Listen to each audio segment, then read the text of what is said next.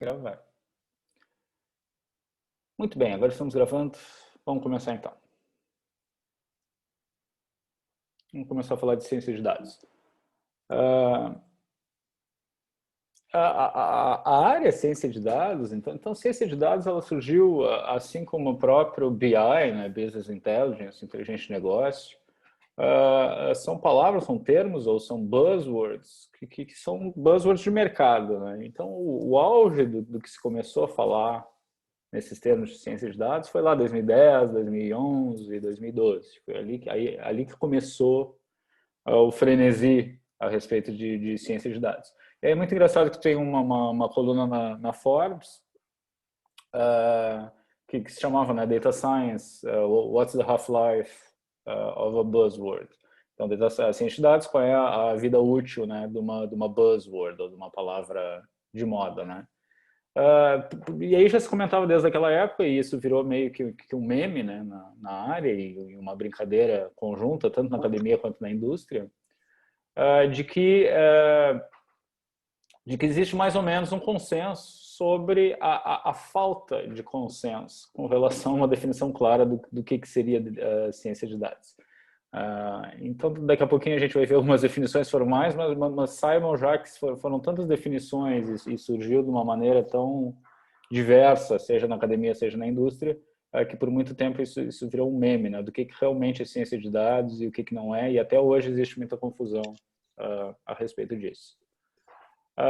Aí a Harvard Business Review publicou também um artigo, se eu não me engano, lá em 2014, talvez, 13, 14, dizendo então que o cientista de dados é o data scientist, então é the sexiest job of the 21st century. Então, que é o emprego, né? É o trabalho, a profissão de maior apelo, mais sexy, é um termo que a gente não usa no Brasil, né? Mas de maior apelo, né? Do século XXI. Porque realmente estava todo mundo falando disso incessantemente. E o Nate Silver, que vocês talvez conheçam, né? Ele fez bastante sucesso nas eleições do Obama, principalmente. Então, ele é um estatístico americano, que ficou super conhecido por ele ter feito uma série de previsões na mosca dos resultados da eleição americana. Ele disse, quando perguntaram para ele, né, o que ele achava que era um cientista de dados, o que é essa profissão, o que é isso, né? Ele dizia que achava que o cientista de dados é, na verdade, um termo enfeitado. O termo em inglês é "sucked up", é um termo enfeitado para um estatístico, por bom e velho, para boa e velha profissão do estatístico. Claro, o Nate Silver sendo ele próprio um estatístico, né? Então, basicamente, é o cara que chegou e disse: tudo isso é modinha, tudo isso já existe, tudo isso já é uma profissão que já existe, vocês estão inventando coisa. O cientista de dados, na verdade, é o estatístico agora com uma outra roupagem para ter mais apelo no mercado. E aí tem uma série de piadas, uma série de memes, eu até botei aqui autor desconhecido, dizendo que ciência de dados é fazer estatística no Mac. Essa eu acho muito boa, então eu sempre boto. Ou então que o cientista de dados nada mais é do que um estatístico que mora em São Francisco, Califórnia. Também, então existe uma infinidade desse tipo de piadas na internet que vocês vão encontrar. E esse daqui é um tweet que eu guardei lá de 2012, né?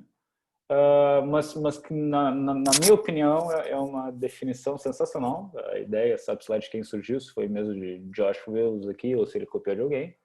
Mas, segundo ele, o cientista de dados, então, é aquela pessoa que é melhor em estatística que qualquer outro engenheiro de software e melhor em engenharia de software que qualquer outro estatístico.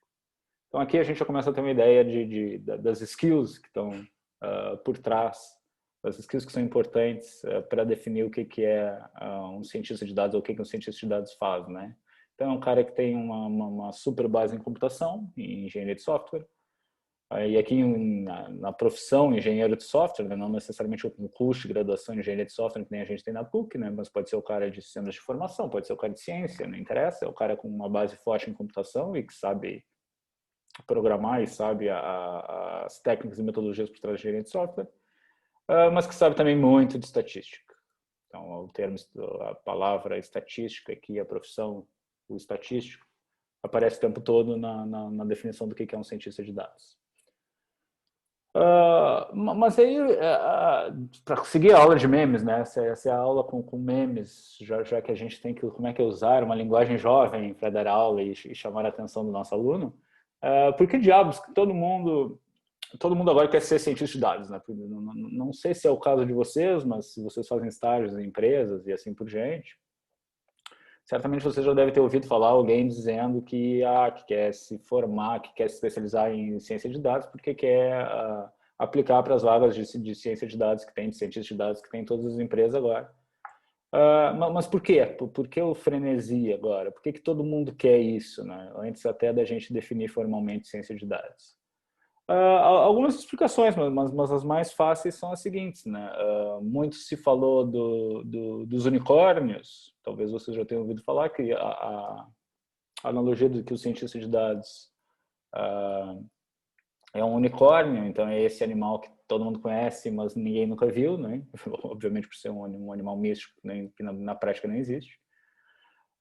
E que a caçada, então, por esses data scientists, né, fizeram disparar os salários das profissões, daquele balaio de profissões que a gente chamava de data analytics. Alguém falou alguma coisa ou foi só o microfone que vazou? Foi só o microfone que vazou. Tá. Se quiserem, podem interromper, não tem problema. E aí saiu essa notícia na Forbes também, lá em 2015, então já há 5 anos atrás, dizendo que super difícil achar então esses data scientists, esses unicórnios, e que eles recebem salários incrivelmente bons, né? Então, um salário de $200 mil ano nos Estados Unidos é um salário de alto padrão, né? Um salário almejado por todo mundo, né? Aqui tem uma outra análise também que saiu no Wall Street Journal, mostrando a comparação com os profissionais daquilo que se convencionava chamar de analytics, ou de a parte de análise de dados, e se estraticando para fora, então, os cientistas de dados, né? E a diferença salarial dessa posição frente aos outros profissionais que fazem análise de dados, né?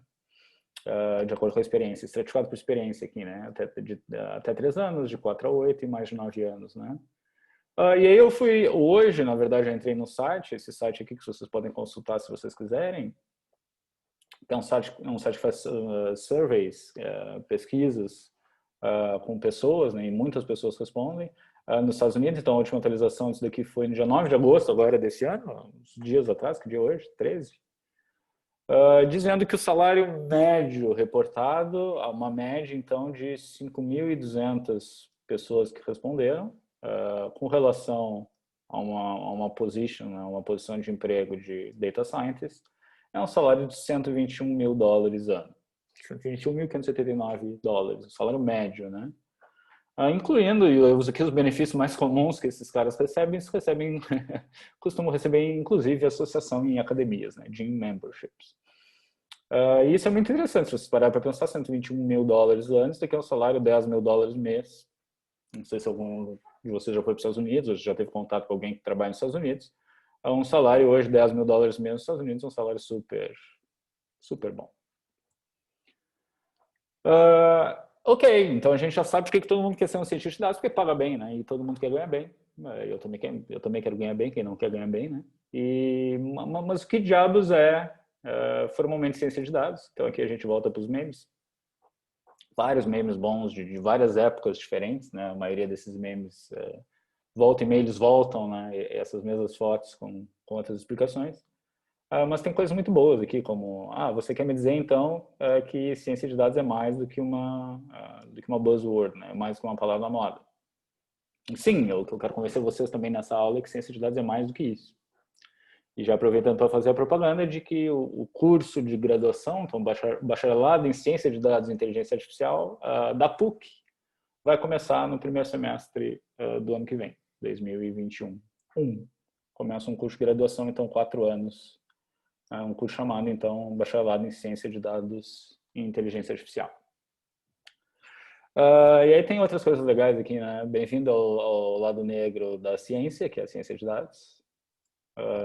Ou então, give that man a data science degree, né? Dê aquele homem o título de cientista de dados. E aqui, para seguir aquelas piadas, né, que o cientista de dados é um bom e velho analista de dados que trabalha no Vale do Silício. Ou então, eu quero respostas, chame agora o cientista de dados. Então, é o cara que, dentro das empresas, tem que responsável por dar as respostas. E o bom e o velho meme lá do Boromir, do Senhor dos Anéis, né? One does not simply walk into Mordor, vira one does not simply do data science, né? Que não é fácil, né? A pessoa não simplesmente faz data science. Agora, então, vamos para as definições sérias, vamos sair dos memes. Então, uma definição que saiu na Communications of the ACM sendo a Association for Computing Machinery, uma das principais associações de computação do mundo, né, de profissionais. Assim como a engenharia tem a IEEE, né, a I3E, que é a Associação de Engenheiros Eletricistas e etc. A computação tem a ACM. E na Communications of the ACM, então, um veículo que a ACM utiliza para se comunicar e comunicar novidades. Lá em 2013, também no auge da moda, esse pesquisador aqui, chamado Dar, ele publicou um artigo chamado Data Science and Prediction e ele resolveu definir. Ele foi uma das muitas pessoas que resolveu definir, dizendo que, então, a ciência de dados é o estudo da extração generalizável de conhecimento a partir de dados, né, dos dados. Então, extração generalizável significa a gente extrair conhecimento e que esse conhecimento seja útil não apenas naquele domínio estreito, específico, da onde aqueles dados foram coletados, mas esse conhecimento ele tem que ser capaz de ser generalizável, tem que ser capaz de ser transferido para outros domínios mais genéricos, mais gerais, por isso generalizável. E aí existe também um periódico, então voltando às definições da academia, né, um periódico, vocês podem imaginar que é uma publicação, hoje quando a gente fala periódico vocês nem sabem mais o que é isso, né, mas uma publicação, um tipo de lugar que publica artigos, né, de maneira periódica, por isso um periódico, que é o Journal of Data Science, que é um dos principais da área. E aí nas definições lá eles tentam definir também ciência de dados, dizendo que então é praticamente tudo que tem alguma coisa a ver com dados. A parte de coleta, a parte de análise e a parte de modelagem. E ainda assim que a parte mais importante de todas seja as aplicações, as suas aplicações. E que aplicações que a gente está falando de all sorts of applications, né? Todos os tipos possíveis de aplicações. E aqui fica a minha definição, então a definição a conceituação do professor da disciplina, no caso eu. O que eu acho que é ciência de dados? Então eu defino ciência de dados como sendo então um campo interdisciplinar que aplica conceitos matemáticos e estatísticos para que a gente consiga extrair o chamado conhecimento, ou o termo em inglês bonito que é insight, né? Coisas novas e surpreendentes, a partir que a gente consiga extrair isso a partir de grandes volumes de dados. Na minha opinião, é isso que a grande área de ciência de dados diz respeito. E aí a gente costuma, e aí vocês vão ver isso em 9 a cada 10 palestras de ciência de dados, vocês vão ver uma tríade, ou que é um diagrama de Venn mostrando essa tríade, essa intersecção desses três elementos. A gente tem a primeira entidade dessa tríade como sendo as áreas de matemática e estatística. A segunda entidade dessa tríade é a computação. E a terceira entidade dessa tríade é o que a gente chama de conhecimento de domínio, ou applications domain, né, o domínio de aplicação. Então, conforme essas entidades ou essas super-áreas elas se interseccionam, a gente nascem dentro dessas intersecções sub-áreas. Sendo que a ciência de dados a gente costuma dizer que é a intersecção perfeita da tríade, matemática, estatística, computação e conhecimento de domínio. Por isso que ela fica em destaque aqui. E aí tem algumas coisas muito interessantes, algumas outras áreas muito interessantes a partir de intersecções de dois, de menos dos três elementos, ou de dois, de cada par de elementos dessa tríade. Então, por exemplo, quando a gente tem um conhecimento do domínio de aplicação, de onde a gente trabalha, de onde são gerados os dados e capturados os dados. Então, a gente domina completamente a aplicação. E quando a gente entende de computação também, a gente está apto a trabalhar na sub-área que é o antigo nome dessa disciplina, que na verdade é o nome da disciplina até hoje, né, porque ela ainda não formalmente mudou, que é a área de BI, né, a área de Business Intelligence, inteligência de negócio. A inteligência de negócio nada mais é então do que usar ferramental computacional para que a gente consiga fazer análise de dados que a gente tem amplo conhecimento, que a gente domina, né, que a gente tem o conhecimento do domínio da aplicação. Quando a gente tem conhecimento do domínio da aplicação, a gente não manja de computação, mas a gente manja muito de matemática e estatística, surge a área tradicional de análise de dados. A área de análise de dados que existe desde que o mundo é mundo, em que se contrata, que os bancos costumavam contratar, todo banco tinha sua equipe de estatísticos ou de matemáticos para fazer a parte de análise dos dados, por exemplo. Então, essa é a área tradicional de análise de dados, que depois isso aqui ganhou nomes bonitos, né? E hoje a gente chama de Analytics, ainda que Analytics tenha muitos pressupostos computacionais em cima, né? Quando a gente sabe tudo de computação, então, quando a gente tem o background em computação, mas a gente tem um background muito forte, um conhecimento muito forte em matemática e estatística, isso nos permite que a gente explore uma área chamada, dentro da própria ciência da computação, mas uma área que é amplamente explorada e desenvolvida por matemáticos, que é o que a gente chama de aprendizagem de máquina, ou machine learning. Então, machine learning, na verdade, é como é que eu consigo modelar os meus dados matematicamente. Então, pressupõe matemática e pressupõe computação com a questão dos dados. E Machine Learning hoje é a principal sub-área da inteligência artificial e a que faz a inteligência artificial está na moda hoje, com seus vários sabores, principalmente a parte de redes neurais. Então é isso, né? Exploramos os três, inteligência de negócio, análise de dados e aprendizagem de máquina e bate tudo isso no liquidificador, o que a gente tem? A gente tem ciência de dados. E aí aqui a provocação é de que nada disso aqui é novo.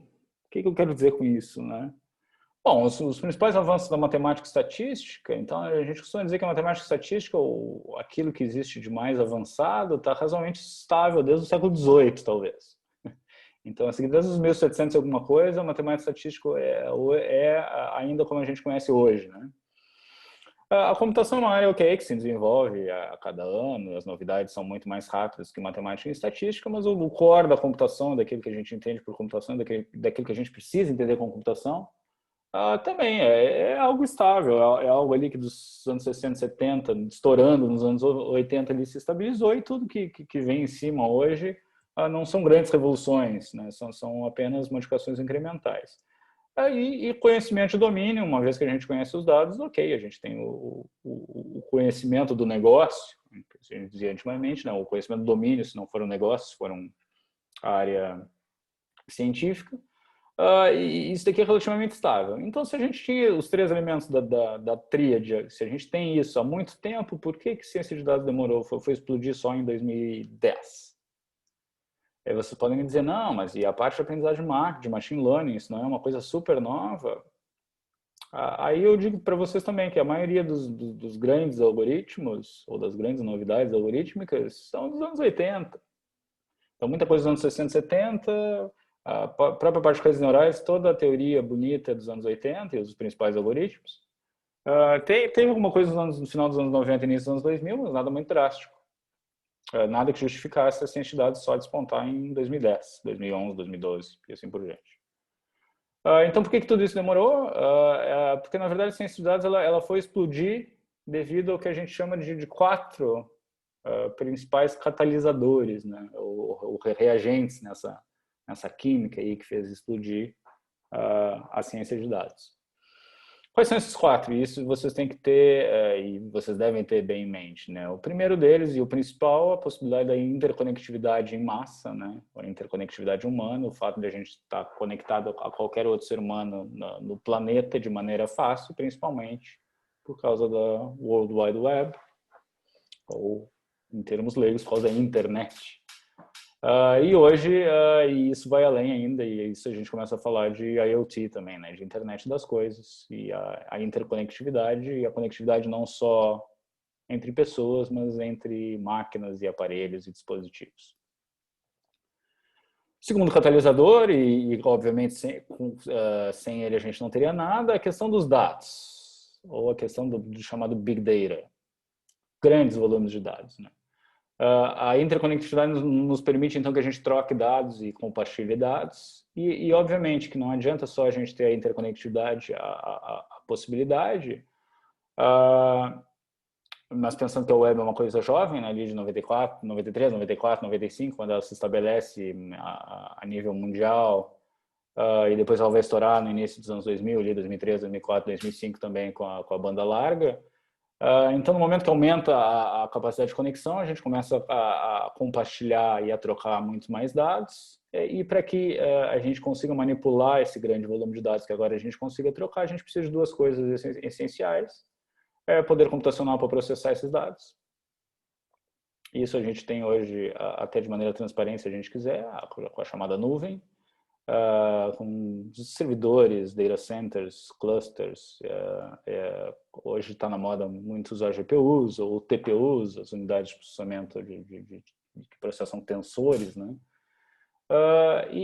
Além do processamento computacional, a gente tem a questão de armazenamento. A gente também tem um armazenamento hoje virtualmente ilimitado, gigantesco, infinito, que a gente esconde na palavrinha da nuvem, né? Ou dos data centers, que nos permitem que a gente fique processando um software local, mas com dados que não precisam estar localmente conosco, ou que podem estar em curtos intervalos de tempo conosco.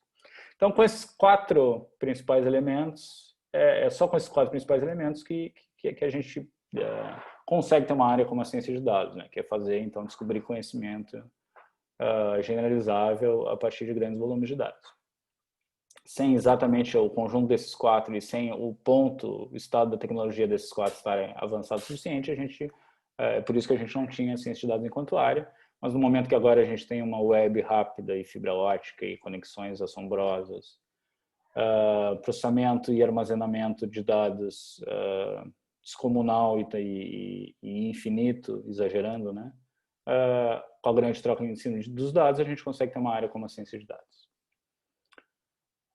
O crescimento dos dados, eu sempre mostro esses gráficos, são gráficos meio clássicos, né? Então todos vocês estão ligados, certamente tiveram em qualquer disciplina introdutória, alguém falou para vocês da lei de Moore, que fala que o poder de processamento dobra a cada 18 meses. E tem toda uma discussão de que nós estamos chegando nesse limite aí de dobrar, né? No fim da lei de Moore, né? Mas isso parou de um pouco de falar também no momento que a gente tem novamente, né, poder computacional na nuvem, fora, não mais local, né? Mas o fato é que a gente tem a lei de Moore, então a gente continua tendo esse poder de processamento que aumenta cada vez mais, e a gente tem o fato da capacidade de armazenamento também dobrando em média a cada 10 meses. Então aqui a gente tem aqui uns gráficos legais, né, do que seria um tubo a vácuo e a figura de válvulas, né, depois do que seria um transistor em termos de tamanhos aqui, né, de tamanho dos dispositivos de armazenamento, o tamanho de um circuito integrado ou um tamanho de um chip Intel Sandy Bridge de 22 nanômetros. E a comparação disso tudo com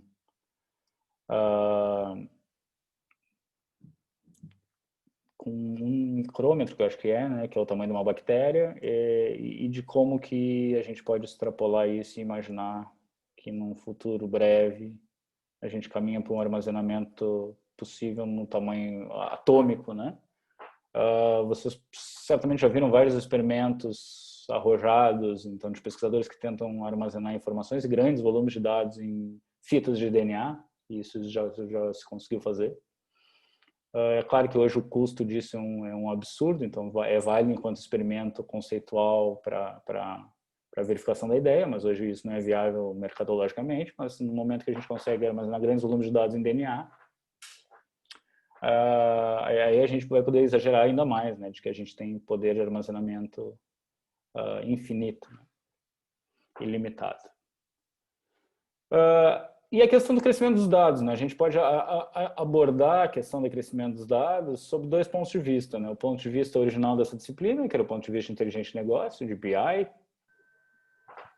o fato de que a gente tem esses grandes volumes graças, então, a todos esses negócios online que precisam de dados, coisas como e-commerce, supermercados, né, Amazon, tudo que vocês podem imaginar, né? A gente também tem esses grandes volumes de dados pessoais e redes sociais, toda a parte de transações, né, eletrônicas em cartões de crédito, assim por diante.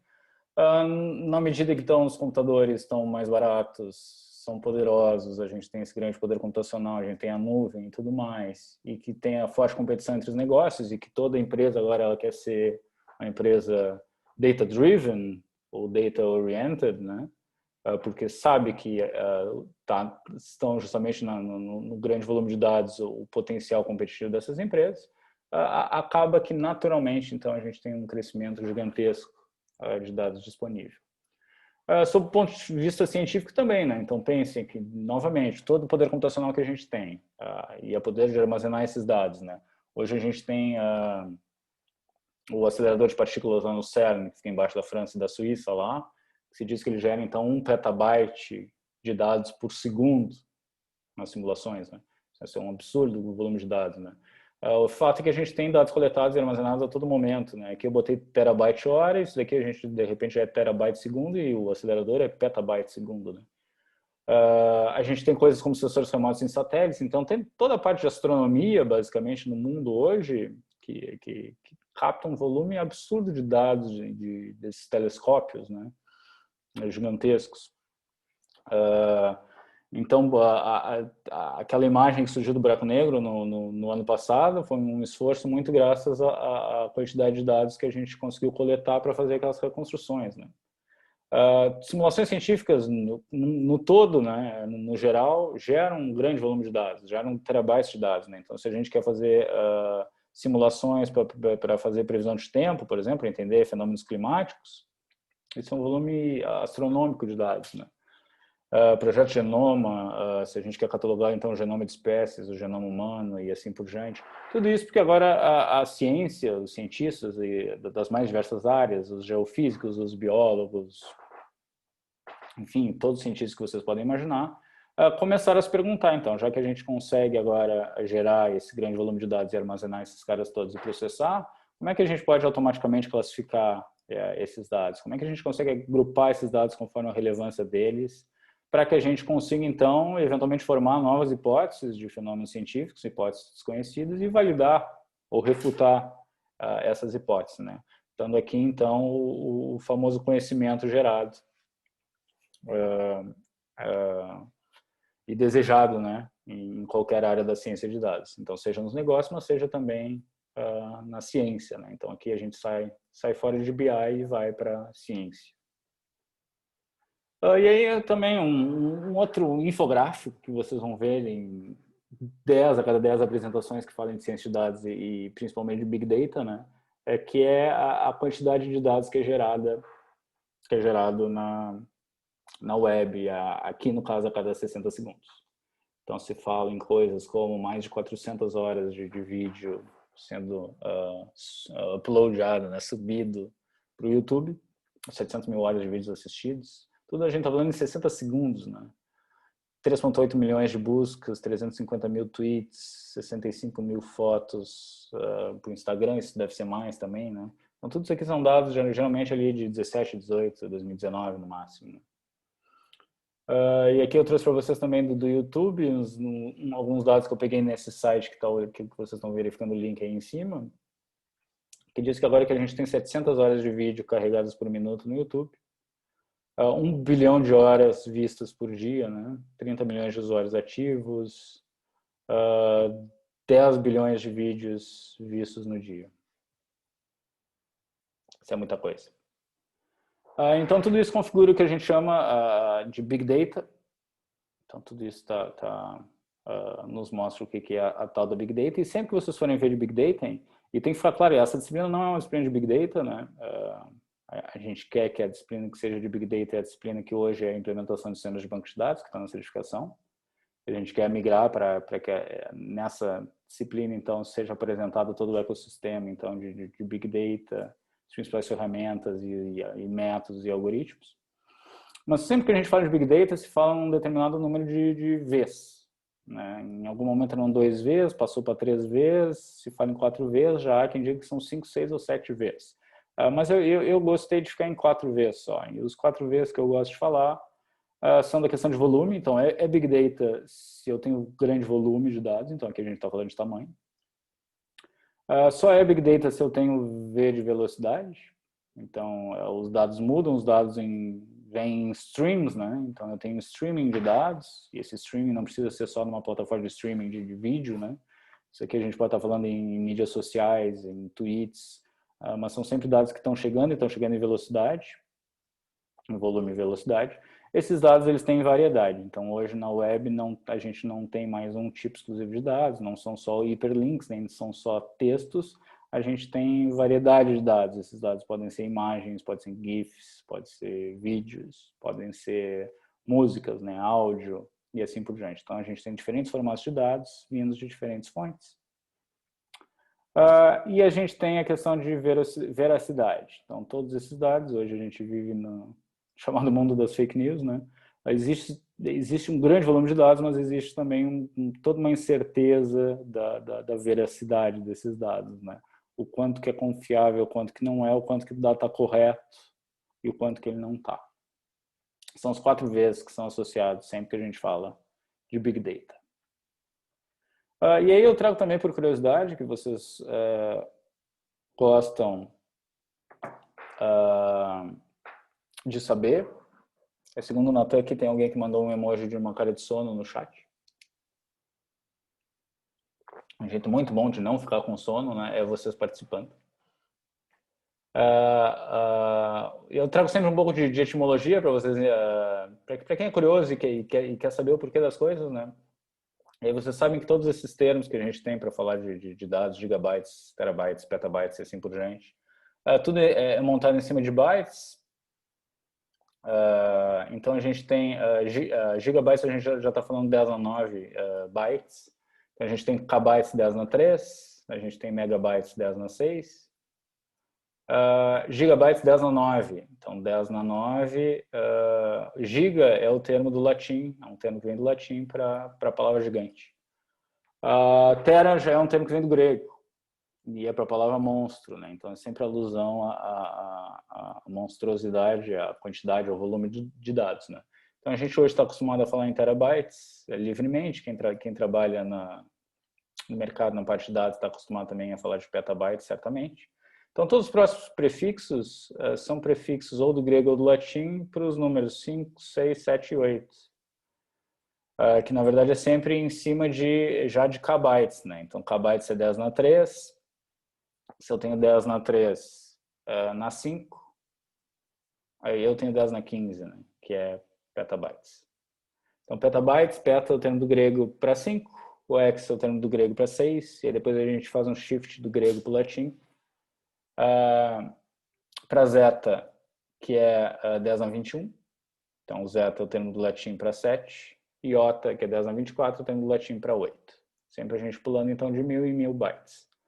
E aí a gente tem a nomenclatura até brontobytes. Brontobytes, 10 na 27, onde bronto é o termo do grego para trovão ou para estrondo, né? A gente tem o brontossauro, que todo mundo conhece, sauro sendo o termo para réptil. Então bronto é o do trovão, do estrondo. Porque o brontossauro, se não me engano, é aquele que é gigantesco, o dinossauro. E aqui eu trago um infográfico também, que ele é de 2012. Então já é velho, mas eu não achei nenhum infográfico mais legal do que esse para dizer umas curiosidades em termos de volume de dados, né? Então, lá em 2012, a gente tinha, por dia, sendo inserido nas bases de dados dos data centers do Facebook, por volta de 500 tera. Isso aqui deve ser, hoje, em 2020, substancialmente maior, ainda que o Facebook não tenha mais toda a força que já teve nos anos anteriores. Então, o acelerador de partículas lá, o CERN, gerando 1 petabyte por segundo de dados. Um exabyte equivale àquilo que em 2012 era criado de dados na internet todos os dias, em um dia. Isso também, eu acredito que esse volume de dados deve estar, 8 anos depois, deve estar substancialmente maior. Mas se gerava 1 exabyte de dados novos na internet por dia, o que é equivalente a 250 milhões de DVDs, né, gravados. O tráfego de rede, em 2012, se fazia uma previsão que em 2016 o tráfego de rede seria por volta de 1.3 zettabytes. E que o universo digital lá em 2012 ainda era um universo medido em yottabytes, onde 1 yottabyte seriam 250 trilhões de DVDs, sendo o brontobyte o universo do futuro, né?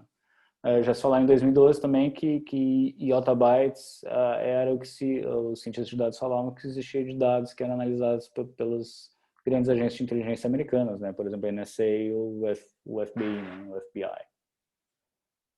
E que no mundo de internet as coisas são medidas em brontobytes. Isso daqui já é muito possivelmente a nossa realidade hoje. E aí eu trago para colocar em perspectiva, porque sempre quando a gente fala de dados e como dado não é algo que a gente consiga medir fisicamente de maneira simples, como algo que ocupe lugar no espaço, se a gente fosse imaginar que 1 byte é um grão de arroz, só por exercício de imaginação, para ver o quanto que a gente está falando desses grandes volumes de dados, 1 kilobyte, então, 10 na 3 bytes, poderia ser uma xícara de arroz, uma xícara desse tamanho, por exemplo. Já 1 megabyte seriam 8 sacos grandes cheios de arroz. Então lá tem o crescimento exponencial, né? E a gente está recém em megabytes. Para armazenar 1 gigabyte, então a gente precisaria de 3 caminhões cheios de arroz para conseguir armazenar então 1 gigabyte. 1 terabyte a gente já precisaria de 2 navios cheios de containers. Para armazenar 1 petabyte, então seria necessário toda a área que engloba Manhattan, toda a ilha de Manhattan, em Nova York. Para armazenar 1 exabyte, que é o próximo item de medida aqui, né? A gente precisaria toda a costa oeste americana, em área, em extensão territorial, coberta de arroz, digamos. Para armazenar 1 zettabyte seria toda a área ocupada pelo Oceano Pacífico. E 1 yottabyte seria toda a área do planeta Terra.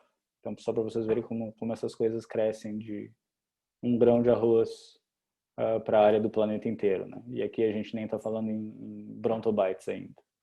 Possivelmente isso aqui é escala de planeta para galáxia. Então, basicamente, o crescimento dos dados ele é exponencial, né?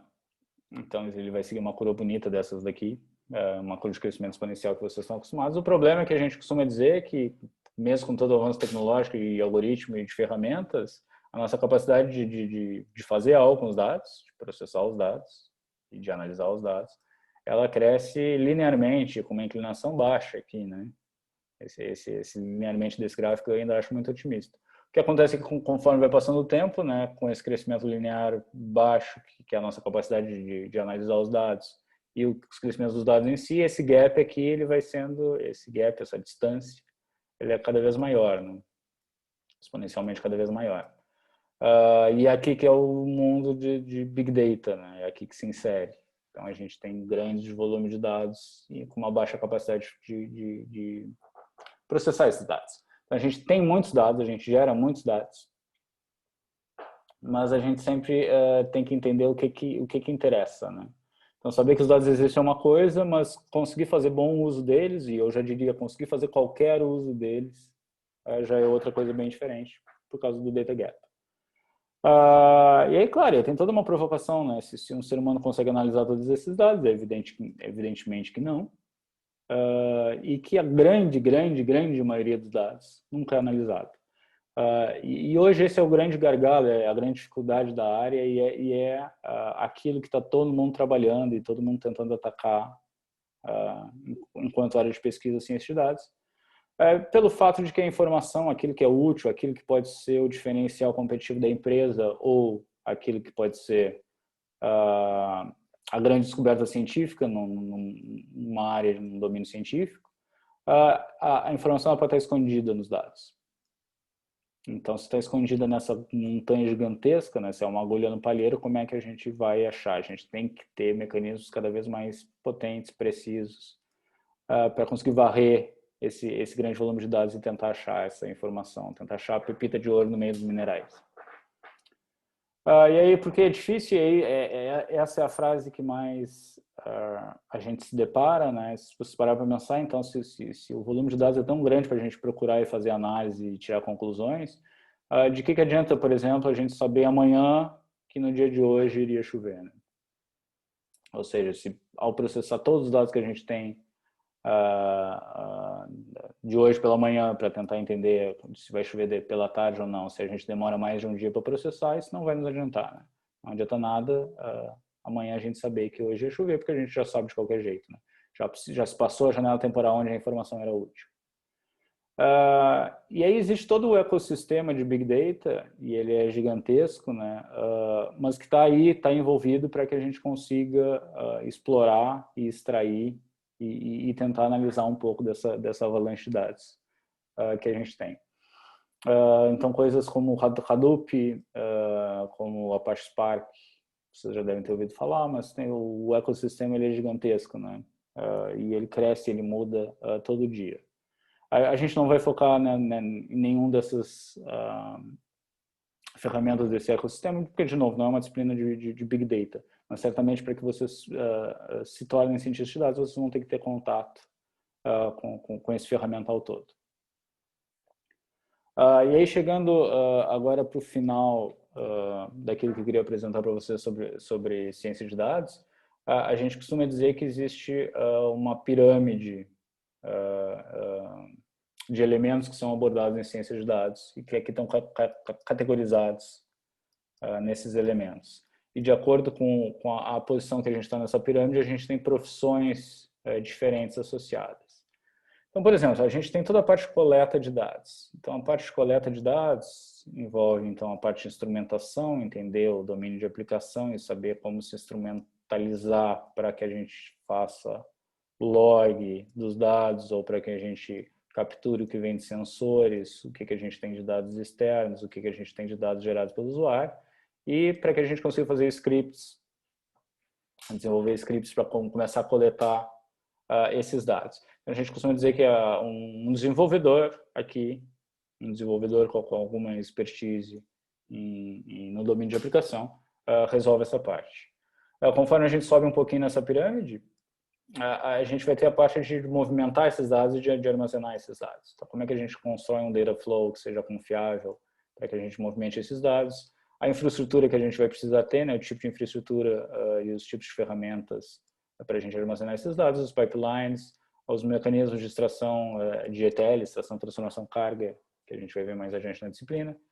E aí, como é que a gente já vai armazenar dados que podem ser estruturados e não estruturados, né? Pode ser tanto dados atributo-valor, bonitinhos numa tabela, mas podem ser dados também não estruturados.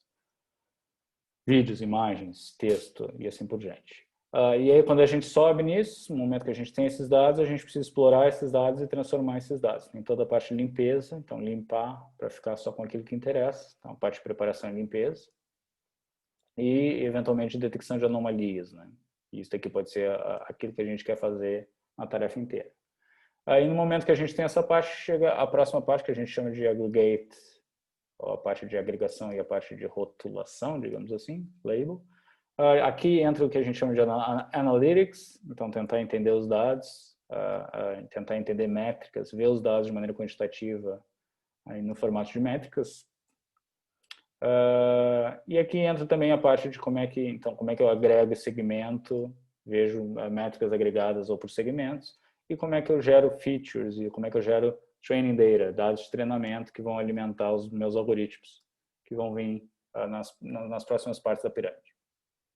E na ponta da pirâmide, nos elementos superiores da pirâmide, entra como é que eu posso aprender, learn. Então, aqui vai entrar o machine learning, desde a parte mais simples, da parte de experimentação simples e testes AB, até a parte mais complexa, algoritmos mais complexos, a parte de redes neurais, a parte que hoje a gente chama de AI, né? Genericamente AI, inteligência artificial, mas geralmente a gente está falando de redes neurais, a gente está falando de deep learning. Está vivo aqui no slide. Então, o engenheiro de dados é o cara que fica responsável, então, virtualmente por essas etapas que estão aqui, Então, a parte de mover, armazenar e explorar um pouco os dados. Enquanto o analista de Data Science é o cara que fica responsável por essas outras partes aqui. Na ponta, então, a gente tem ou Research Scientist, ou Core Data Scientist, ou ainda, dividindo com ele, o Machine Learning Engineer. Então, a gente pode imaginar também que, além dessa pirâmide, a gente tem uma hierarquia também de complexidade de tarefas. Aqui, indo da tarefa mais simples, conforme a gente sobe na pirâmide, a gente está indo para tarefas mais complexas, o que significa que aqui eu tenho empregos que pagam menos e vão pagando cada vez mais. Então, o que vocês querem de emprego melhor paga, vocês querem estar aqui no topo da pirâmide. De tudo isso, o que a gente vê na PUC? O que a PUC oferece que cubra essas profissões, ou que cubra essas tarefas? Então, a parte de coleta de dados, ainda que de maneira tímida, a gente vai ver aqui nessa disciplina, ainda que seja um tutorial para o web crawling que a gente vai fazer com vocês. A parte de movimentação e armazenamento de dados.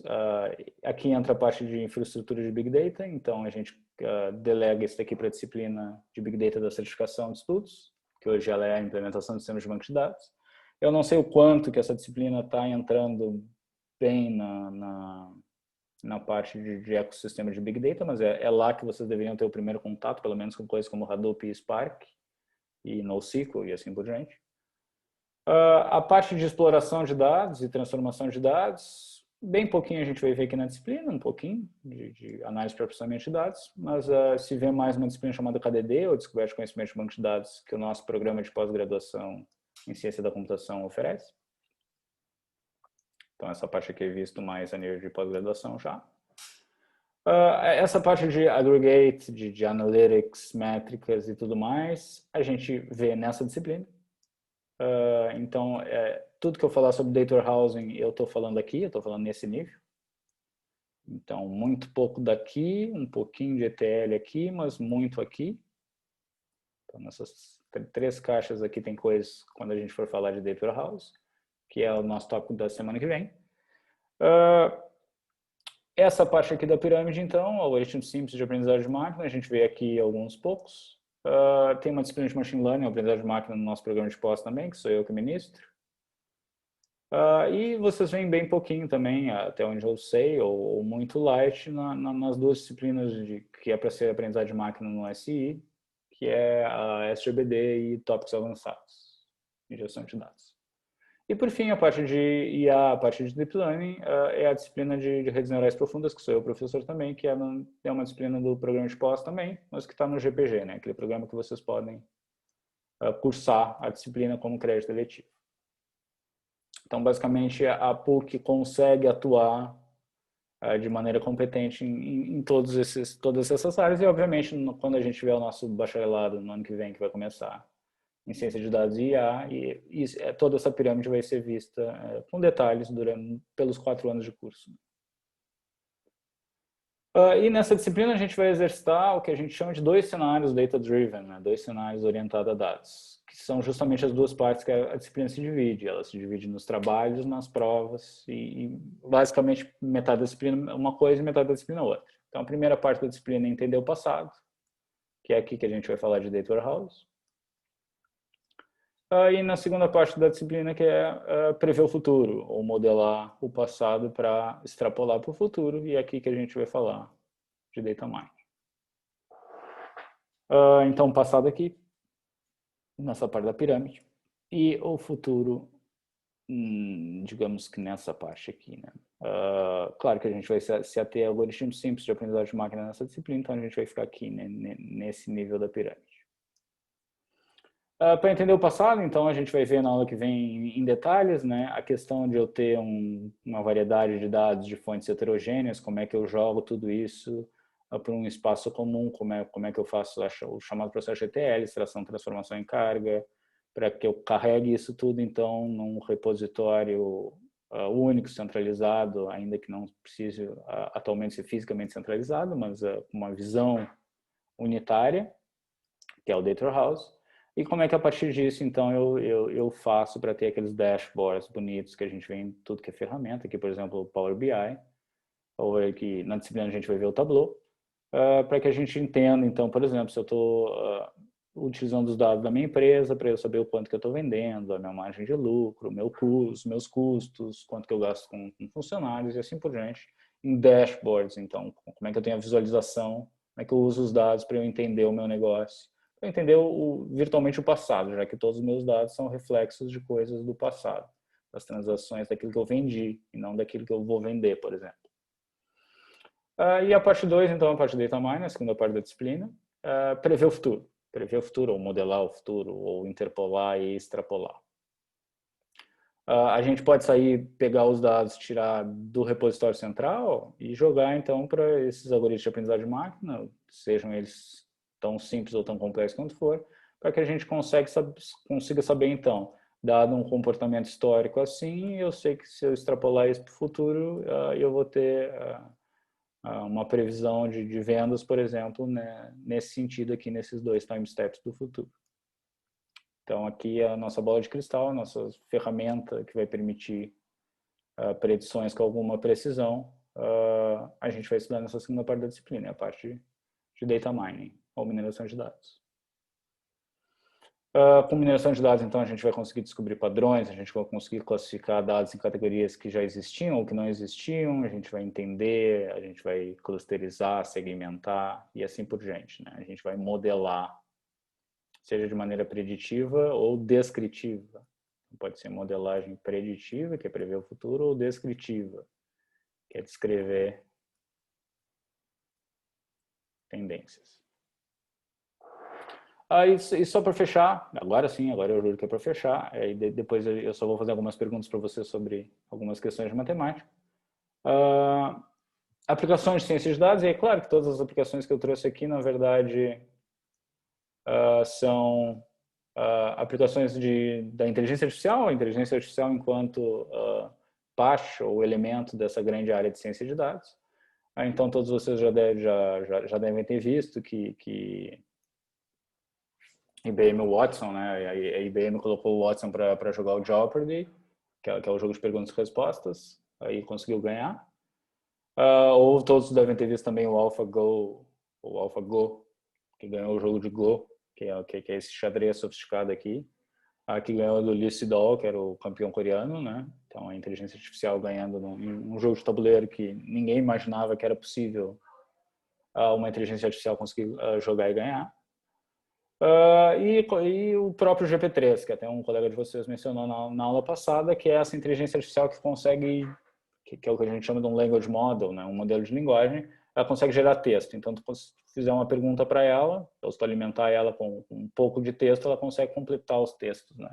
Então, aqui, por exemplo, foi feita uma entrevista, usando o GPT-3, foi feita uma entrevista para a máquina, que aqui se chamou de Wise Bean, né? Se você quisesse fazer muito dinheiro como resultado de tudo isso, o que você faria? E aí tem todo o diálogo aqui, e os diálogos são super legais. E o GPT-3 não é só isso que ele faz, claro, ele gera texto, mas ele gera sequência de caracteres, né? Então ele gera programas de computador, ele consegue... tem uma série de aplicações surpreendentes com o GPT-3. Mais detalhes disso, né? Disciplina de redes neurais profundas. Fica de novo a propaganda. E aí que uma outra aplicação era dado um e-mail em tom agressivo, o GPT-3 conserta o tom agressivo e ameniza ou alivia o tom agressivo.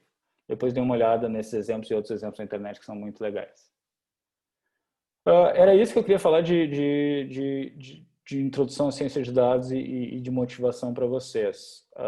O que eu queria saber de vocês agora, então agora é uma bela hora para vocês então, não pegarem no sono e participarem da aula, porque isso às vezes é uma reclamação que vocês têm, ou que vocês são meio perdidos. Queria saber o que vocês sabem de matemática, mas sendo mais específico, né? O que vocês sabem da parte de somatórios? Vocês têm bem os conceitos de somatórios? Tem alguém que tem dificuldade? Tem alguém que nunca viu essa notação aqui, por exemplo? Agora é a hora que vocês abrem o microfone ou digitam no chat lá, para a gente saber.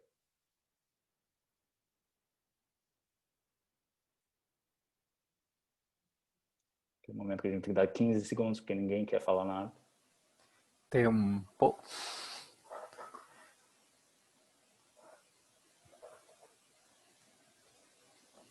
Essa aula de hoje, obviamente, presencialmente, ela é muito mais legal, né? Vocês participam muito mais, mas é que eu fiz questão de fazer ela síncrona para ver se também se a gente continuava com uma participação, mas na minha experiência a participação de vocês tem sido baixa. A Todo mundo, somatória tá ok, então. pois é, todo mundo entende bem de somatórios? Não tem problema disso aqui. Se eu for abrir isso Uhum. aqui, como é que eu abro, como é que fica? Qual é o primeiro elemento desse somatório aqui? Acerrado. Tudo bem, qual é o segundo elemento?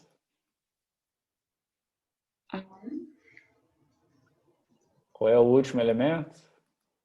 AN. Todo mundo entende isso?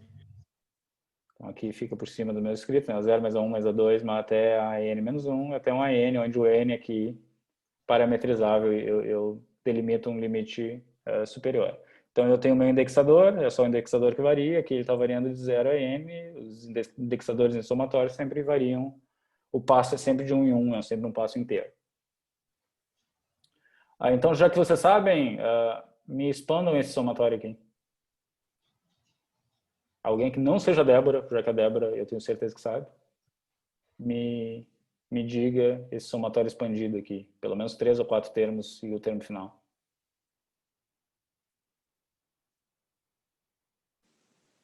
Um N?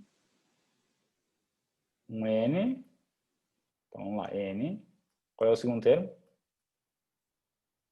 2N?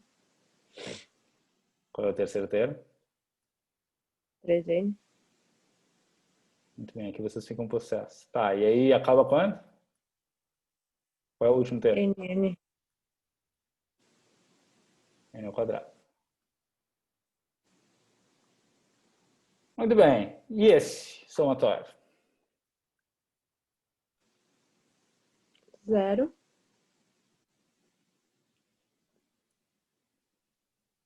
Alguém que não seja a Rebeca? N. Vocês vão fazer a Rebeca falar tudo?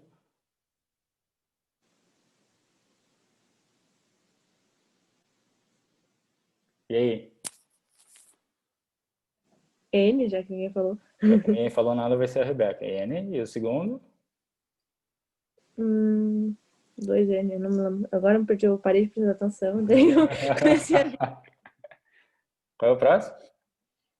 Deixa eu ver, eu tava com 2 menos 1, tava trocando 2N. Qual é o último? N menos 1 vezes N.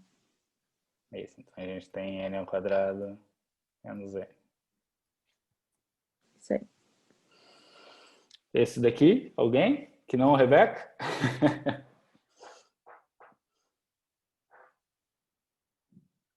Eu fico muito tranquilo, porque eu sei que se vocês não estão falando nada, é porque vocês entendem tudo somatórios e que vocês não vão reclamar depois quando chegar na hora que tiver continhas, né?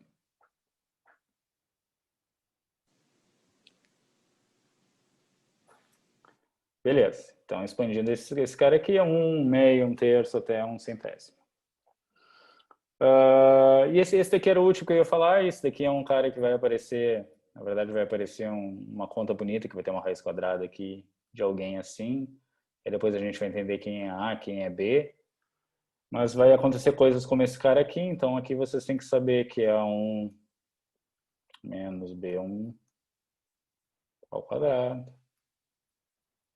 E que o segundo elemento é A2 menos B2 ao quadrado. E assim por diante. E aqui eu já adianto que esse A e esse B aqui geralmente vão indexar para nós features, não, vão indexar para nós objetos. Objetos ou linhas de uma tabela. E esses caras aqui, o indexador, vão ser de features ou atributos.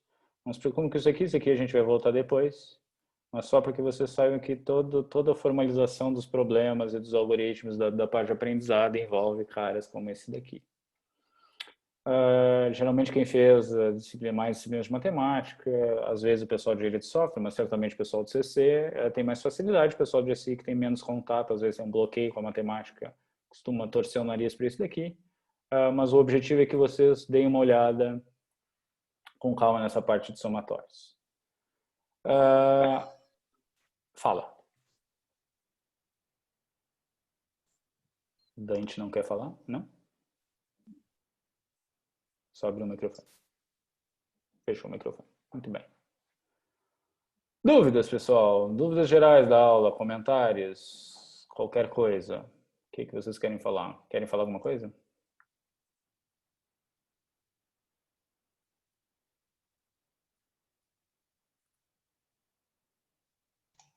Eu tenho só uma dúvida quanto tu tinha comentado sobre a graduação de ciência de dados. Tu sabe mais ou menos uma perspectiva do quanto de SI está nesse curso? Ou de intersecção, sabe, de conteúdo e de disciplinas? Sei. Ele tem bastante intersecção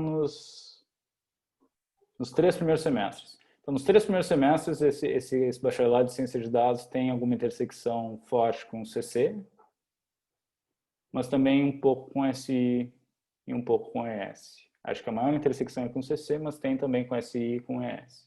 Nos primeiros semestres, porque é tudo aquilo, né? Também. Oi? E GC. E GC menos, né? Mas toda a parte de programação, vai ter alguma coisa de programa de estrutura de dados, de programação orientada a objetos. Então, meio que o core da computação ali em 3 semestres tem nessa graduação de ciência de dados. A partir do 4º semestre começa a ser só as coisas bem específicas, né? Então, a gente vai ter disciplina, por exemplo, só de visão computacional, disciplina só de processamento de linguagem natural, a gente vai ter aprendizagem de máquina só supervisionada, a gente vai ter aprendizagem de máquina não supervisionada. A gente vai ter 2 disciplinas de redes neurais profundas. A gente vai ter muita coisa, uma disciplina só de sistemas de recomendação, só de Big Data. Então vai ter muita coisa. Claro que a PUC está recomendando que a gente faça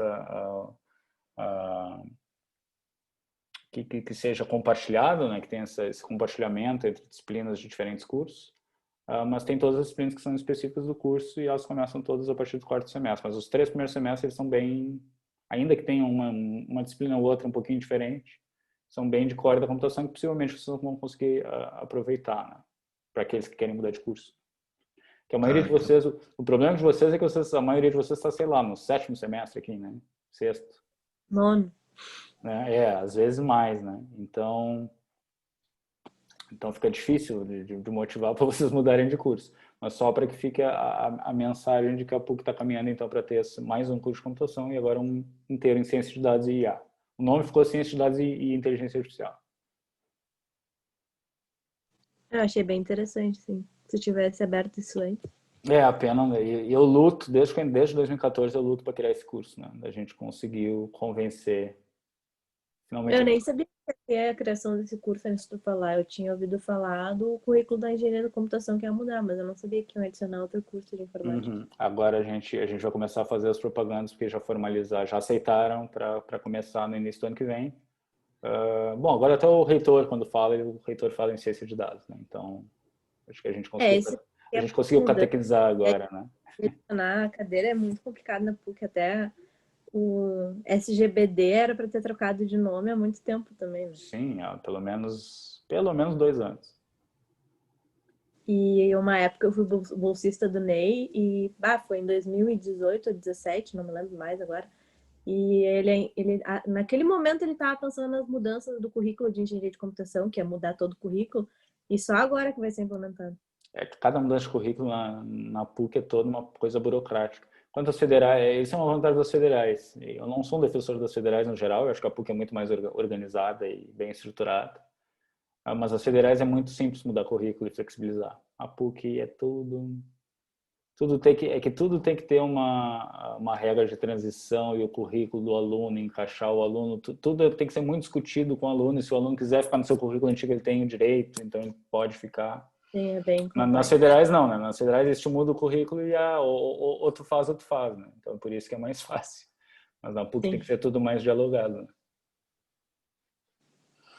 Mas, enfim, pessoal, é isso que eu queria mostrar para vocês. Era para ser uma aula light. O Gustavo morreu de sono, mas era para ser uma aula mais interessante do que mais motivadora, né? Do que propriamente de conteúdo, coisas para decorar para cair em prova. Já adiantando para vocês, então, que semana que vem é a nossa semana... Os 2 dias são assíncronos. Então, semana que vem a gente tem a parte das aulas expositivas de Data Warehouse, que vão ser vídeos que vocês vão assistir. Então, separem a terça e a quinta-feira que vem o horário da aula para assistir os vídeos. É a minha dica, né? Claro, vocês podem assistir na hora que vocês quiserem. Inclusive, eu vou botar eles no ar agora, até domingo eu devo botar eles no ar, os 2. Vocês podem assistir no próprio domingo, ou no ritmo que vocês quiserem, mas eu recomendo que, no pior caso, utilizem o próprio horário da aula de terça e da aula de quinta para ver os 2 vídeos. São 2 vídeos, então, sobre a teoria de Data Warehouse. E aí, na outra semana, a gente volta sem ser semana que vem, na outra, em encontros síncronos, e a gente vai fazer exercícios, fazer grupos com exercício, e vai começar a trabalhar a parte prática, né, da modelagem analítica, que é o que a gente vai ver com Data Warehouse. Dúvidas e comentários finais? A respeito dos grupos, professor, Sim. tem alguma definição, vamos definir? Se eu tenho alguma definição a respeito dos grupos. Vocês que vão escolher os grupos, certo? Tem que colocar o lugar no Moodle depois? Eu sempre abro uma enquete no Moodle lá que fica fácil de você escolher os grupos. Eu posso fazer isso agora, inclusive eu posso até abrir o enunciado do T1, que eu já sei qual vai ser, né? E vocês podem fazer isso lá. Mas vocês já podem se organizar informalmente em grupos de no mínimo 3 e no máximo 5 pessoas, que é o grupo que vai ser o grupo-chave de vocês aí para todos os trabalhos, para todas as avaliações. E até se vocês quiserem fazer os exercícios, a parte de exercício da disciplina, dentro do grupo, acho que foi legal. Mais dúvidas?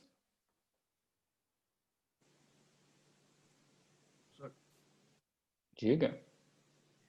Eu queria saber sobre a disciplina dessa de redes neurais. O senhor disse que iam ser poucos encontros, que vocês fazem poucos encontros de assíncronos, né? Isso, a maioria é Mas síncrono. sabe me dizer quantos, mais ou menos, assim? Quantos Metade, que a gente metade? pretende fazer? Não é metade, porque na pós não precisa, né? Na graduação a gente tem essa exigência, a gente tem que ter no mínimo metade síncrona. Na pós a gente não precisa. Não vai ser, a gente deve ter uns poucos encontros síncronos, cara. Eu imagino que uns 3, no máximo 4. Vão ser bem encontros assim para ajudar na definição do trabalho e para tirar dúvidas das aulas. Sim. É porque o horário é meio difícil, né? Aí Sim. Eu queria saber, porque daí eu tava pensando em fazer daí. Sim. Não, mas de novo, dá para fazer ela toda de maneira assíncrona, não tem problema nenhum. Tu não sai prejudicado. O único momento síncrono mesmo que tu tem que estar é no dia da apresentação do teu trabalho. Tá bom, entendi, Varão. O quão puxado que é. Eu tô puxado. muito num dilema. Eu largo uma das cadeiras para fazer essa, só que daí eu tô com 8 cadeiras. Daí eu fiquei, cadeiras em uma de pós, ia ficar bem puxado. Ela é puxada, tudo que essa disciplina aqui de inteligência de negócio é light em matemática, tu vai ver que ela é super light, a de redes neurais não é. Mas ela não é... De repente podia falar, né, Natan, tu que fez SI, o que tu diria se tu estivesse fazendo SI na mesma época que eles e fizesse de redes neurais? Já que tu fez e sabe como é que é. Como assim? Eu acho até que a matemática não é o problema da cadeira. Mas eu gosto de matemática. Então, eu acho que a parte mais complicada da cadeira em si é o projeto final, que tem que fazer alguma coisa assim com Deep Learning. E aí vocês têm que aprender um framework, o que vocês quiserem, né, de aprender de framework. Mas tu escolhe o trabalho final? Sim, o trabalho final ele é livre. Ele é alguma aplicação que tu queira fazer ou com visão computacional ou com processamento de linguagem natural. É que eu tinha uma cadeira com o Denis que ele deixava, por exemplo, usar o que tu tá fazendo no TCC com o trabalho final da cadeira. Daí tinha muita gente que emendava as duas. E daí era o que eu tava pensando em fazer semestre que vem, tá? No meu planejamento isso. Já aconteceu de alguns alunos fazerem o seu TCC ser o trabalho da disciplina. Claro, só que aí o TCC tem que ser em alguma coisa, de novo, de visão computacional ou processamento de linguagem natural, né? Tem que ter texto, ou tem que ter vídeo, imagem, enfim. Sim. Não dado estruturado, né? Dado estruturado a gente deixa para o trabalho dessa disciplina aqui, por exemplo. Mas tem prova? Não tem prova. Na pós não precisa, na pós Já fiz prova uma vez, já me espantou metade da turma, então eu prefiro não fazer prova. Tá, mas não pode ter colisão de horário, imagino, né? Mesmo tendo, quase não tendo síncrona, não pode ter colisão de horário. Não Quando tu pode, for se vocês já têm alguma coisa no horário sexta CD, eu acho que a PUC vai encrencar. A PUC não deixa. Acho que não. Tem que ver, né? Se vocês quiserem um pedido de excepcionalidade, justificado, Não. E- A ideia era mais fazer o semestre que vem, se tivesse. Não, semestre que vem, eu acho que sim, eu acho que vai ter. Eu tô Até que inclinado os a ter. requisitos fazer pela PUC, imagina. Tem Fazer duas certeza que cadeiras semestre que tem vai ter? Se eu tenho certeza que semestre que vem vai ter, tenho. Eu devo sair para sabático na metade do ano que vem. Tá. Então o semestre que Era vem isso que eu queria ainda ter deve. certeza que tu- O semestre que vem ainda vai ter. Eu devo sair em agosto para o exterior. E aí, mais alguma questão? De qualquer coisa da disciplina, do funcionamento? Vocês viram, né, que sempre, mesmo sendo um encontro síncrono, se vocês não participam, fica como o Gustavo botou ali, né? Vontade de morrer de sono. Claro. Como tudo na vida, né? Mas é que não tem como eu fazer uma coisa dinâmica se vocês não falarem, né? Não se preocupem que a gente vai ter, não são tantas aulas expositivas assim essa disciplina. Então essa disciplina vai ter muito encontro nosso, que vai ser coisas práticas que tem que fazer. Aí eu jogo vocês em grupos, vocês discutem no grupo, aí as coisas ficam mais dinâmicas, né? Mas a aula expositiva não tem muito o que fazer. Por isso que eu optei que a nossa grande maioria de aulas expositivas, com exceção dessa talvez, vão ser assíncronas, né? Vão ser vídeos assíncronos. Que aí vocês assistem na velocidade de vocês, pausando. Ficou com sono, que eu estou falando muito assim, muito assado, pausa, toma um café e volta a ver o vídeo. Põe na velocidade mais rápida ali. Tá achando que eu tô falando devagar? Eu não acho que eu falo devagar, mas estão achando que eu tô falando devagar, vocês aceleram o vídeo, né? Às vezes eu acho o contrário, que eu falo mais rápido do que deveria, mas enfim. É isso, pessoal. Vocês têm mais alguma questão ou podemos encerrar? Eu tenho só mais uma dúvida. Fala. Os links do Zoom vão ser diferentes para cada aula ou Eu acho que sim. Do jeito que eu fiz, eu usei os links da feature do Moodle, né? Eu sei que tem vários professores de vocês que usam sempre o mesmo link, né? E aí bota lá na página principal. Mas aí os nossos links são temáticos. Aí basta que vocês achem o link. Sempre vai estar lá no Moodle e sempre vai ter a data da aula do lado do link, né? Então não tem muito erro. Mas até onde eu sei, muda os links, né? Esse, inclusive, mudou, não é mais o mesmo da anterior. Porque acho que cada vez que eu clico na feature, lá de gerar um novo link, ele gera. Porque eu usei a feature, né? Eu não fiz recorrente, né? Qualquer coisa a gente manda também no Slack, para quem não tiver conseguindo acessar o Moodle, qualquer coisa na hora. Eu sempre vou tentar no início de cada semana já mandar, sempre que tiver os encontros do Zoom, já mandar os links por mensagem. Acho muito difícil vocês perderem. Mais alguma questão?